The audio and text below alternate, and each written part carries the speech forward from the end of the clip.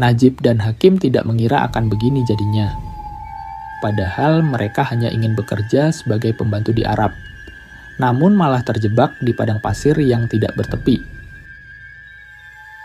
Berhari-hari tanpa air, bahkan hampir digigit ular gurun yang mematikan.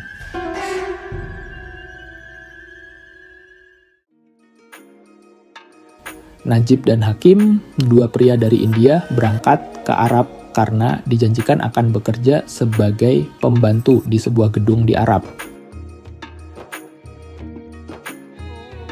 Namun ternyata mereka ditipu. Sesampainya di Arab, tidak ada agen yang menjemput mereka di bandara. Bahkan sampai bandara sepi. Ketika malam sudah semakin larut, datanglah laki-laki tua. Langsung mengajak mereka naik mobil pick-up. Karena kendala bahasa dan pengetahuan, Najib dan Hakim mengira orang Arab itu adalah bosnya. Perjalanan yang sangat lama membuat mereka tertidur di mobil. Ketika mobil berhenti, mereka menyadari sudah berada di tengah gurun pasir. Hakim dipaksa turun dan diantar ke sebuah peternakan. Lalu Najib mencoba menjelaskan bahwa ini bukan seperti yang dijanjikan oleh agen di India. Namun orang Arab itu tidak mengerti. Selanjutnya, Najib diantar ke sebuah peternakan lain yang cukup jauh dari tempat Hakim. Mereka tiba di sana tengah malam. Dalam kebingungan, Najib menyadari dirinya telah ditipu.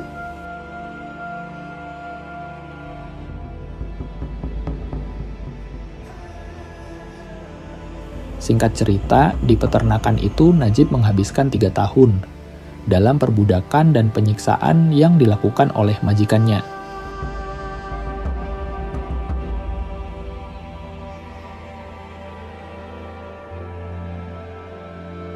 Hingga pada suatu hari saat dia menggembalakan domba, dia bertemu dengan Hakim yang tampak sangat lusuh dan Najib hampir tidak mengenalinya.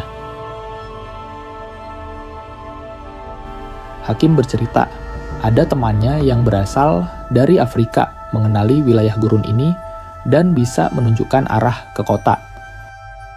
Mereka berencana akan melarikan diri dari peternakan. Hakim mengajak Najib bergabung dengan mereka.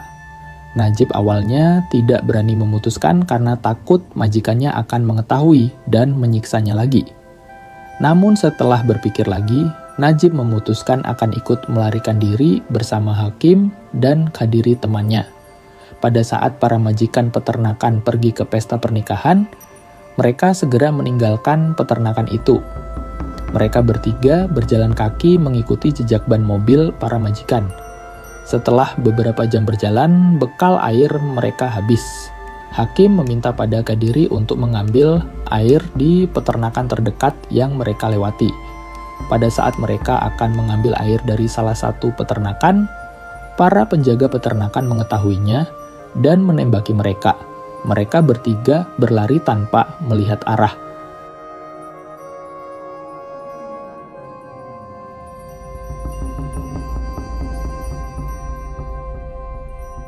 Keesokan paginya, barulah mereka menyadari bahwa mereka telah tersesat.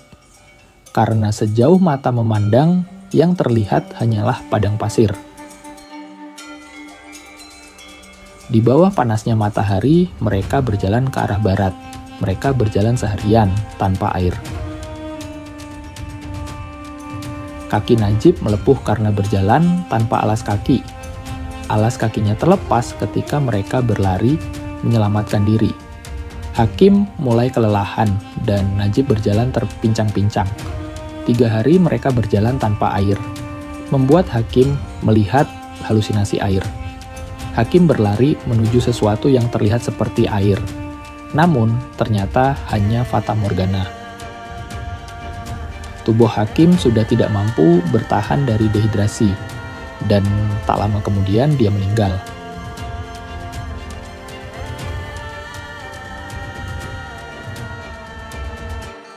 Najib dan Khadiri melanjutkan perjalanan dan berhasil menemukan oasis.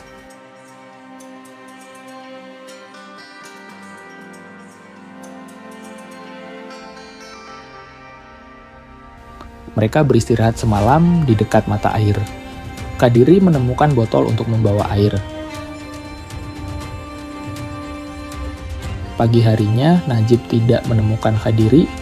Dia hanya melihat ada botol berisi air yang ditutup dengan satu biji kurma. Najib melanjutkan perjalanan tanpa Qadiri. Ketika tidak ada air yang tersisa, Najib mendengar suara deru mobil menandakan dia dekat dengan jalan aspal.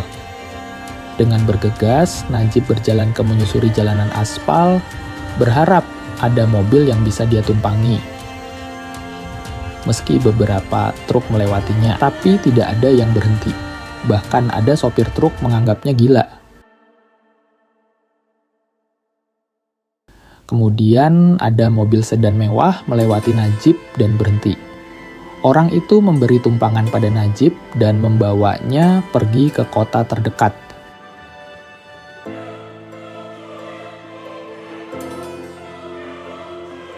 Sesampainya di kota, Najib ditolong oleh orang India yang tinggal di Arab.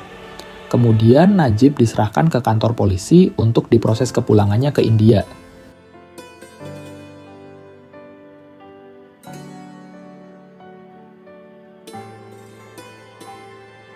Di kantor polisi, Najib melihat foto Qadiri di papan orang hilang.